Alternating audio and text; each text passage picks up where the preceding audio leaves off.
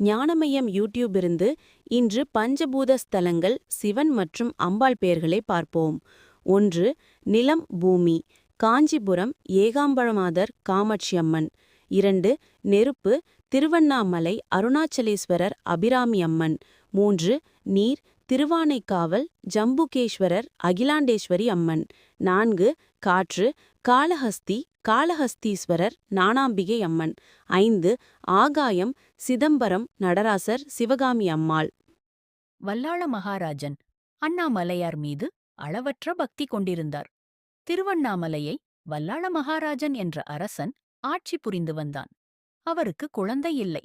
அரசன் அண்ணாமலையார் மீது அளவற்ற பக்தி கொண்டிருந்தார். தனக்கு குழந்தை இல்லை என்று கவலையுற்றான். அண்ணாமலையார் அவர் கனவில் தோன்றி, நானே உனக்கு மகனாக இருப்பேன் என கூறியுள்ளார். இதனால் அரசன் குழந்தை பாக்கியம் இல்லை என்ற வேதனையில் இருந்து விடுபட்டார். சில காலம் கழித்து வல்லாள மகாராஜன் இறந்துவிட்டார். அரசன் மாசி மாதம் பூச நட்சத்திரத்தன்று தீர்த்தவாரி செல்லும் அண்ணாமலையாரிடம் ஓலை மூலமாக தகவலை தெரிவிப்பார்கள். இதனையடுத்து அண்ணாமலையார் தீர்த்தவாரிக்கு செல்லாமல் மேளதாளம் இல்லாமல் கோவிலுக்கு திரும்பி வருவார். மாசி மாதம் மகம் நட்சத்திரத்தில் திருவண்ணாமலை அடுத்த பள்ளி கொண்டாப்பட்டு கிராமத்தில் உள்ள நதிக்கரையில் அண்ணாமலையார் வல்லாள மகாராஜாவிற்கு திதி கொடுக்கும் நிகழ்ச்சி இன்றும் தொடர்ந்து நடைபெற்று வருகிறது. வணக்கம், ஞானமய்யம் யூடியூப் சேனல் இருந்து இன்று திரு உத்திரகோச மங்கை திருத்தலத்தை பற்றி பார்ப்போம். திரு உத்தரகோச மங்கை மங்களநாத சுவாமி கோயில் ராமநாதபுரம் மாவட்டத்தில் உள்ள உத்தரகோச மங்கை கிராமத்தில் அமைந்துள்ளது. இது உலகின் பழமையான சிவன் கோயில்களில் ஒன்று என்று கருதப்படுகிறது. கோவில் சிறப்புகள்: இந்த கோவிலில் 5½ அடி உயர மரகத நடராஜர் சிலை உள்ளது.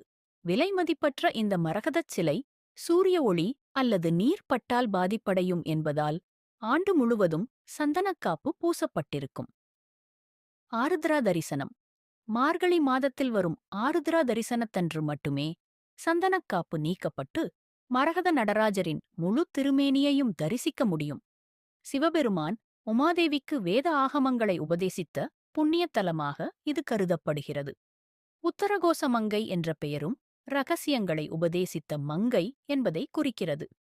பாடல் பெற்ற தலம்: 9ஆம் நூற்றாண்டின் நாயன்மார்களில் ஒருவரான மாணிக்கவாசகர் இந்தக் கோயிலின் இறைவனை போற்றிப் பாடியுள்ளார். நடை திறந்திருக்கும் நேரம் காலை அதிகாலை 4 மணி முதல் மதியம் 12:30 வரை. மாலை மாலை 4 மணி முதல் இரவு 8:30 வரை. நன்றி.